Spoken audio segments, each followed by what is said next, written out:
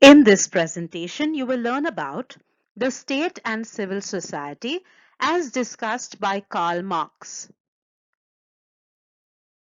There is some similarity between this idea of alienated politics and the view of the state as a parasitic institution which exploits and oppresses civil society. Although this view is expressed in both the 18th Brumaire and the Civil War in France, it essentially belongs to the critique of Hegel, where Marx argues that the state becomes the private property of officials in their struggle for self-advancement, and predates the development of a class theory of state. The Marxist theory of the state involves economic determination as its principle of explanation. This is a version of a society-centered view of the state that places emphasis on external causal influences.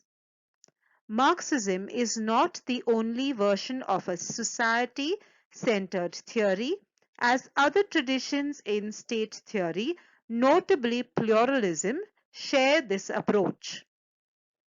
All such theories utilize a conception of the state as institutionally differentiated from civil society. The distinctiveness of Marxism derives from the emphasis it places on causal influences rooted in the nature of the economic structure, coupled with its distinctive characterization of capitalist relations of production. Marx borrowed the term civil society from Hegel's writings. In the philosophy of right, Hegel had asserted that the state rises above self-interest by mediating it through the universal interest.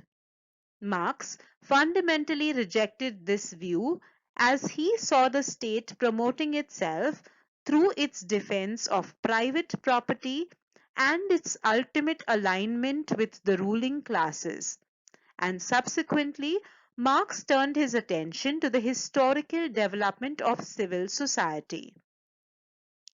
Marx saw the solution of problems posed by the 18th century theorists of civil society not in the division between civil society and the state, but in its eradication.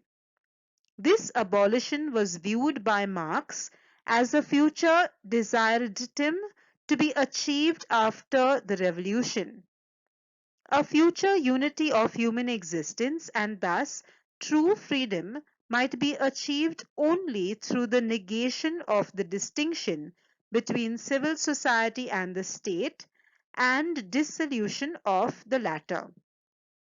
Marx was very critical of a positive concept of civil society. Marx accepted Hegel's account of civil society, especially its darker aspects.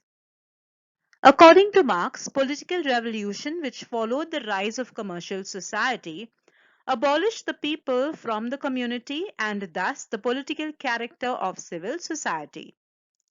Political emancipation reduces man as an independent individual to a member of civil society or to a citizen, a moral person. With Marx, the theory of civil society reaches its end. He accepted Hegel's account of civil society but rejected his account of two other spheres of social life, family and the state. According to Marx, in society as a whole, viewed as bourgeois society, people treat each other primarily as means to their own ends, and the class solidarity is exceptionally weak. Marx believed that civil society brought about the breakdown of the individual's relation to the wider society by fragmenting the whole of society into political and civil parts. While Hegel saw civil society and the political state as separate, Marx saw them as one and the same.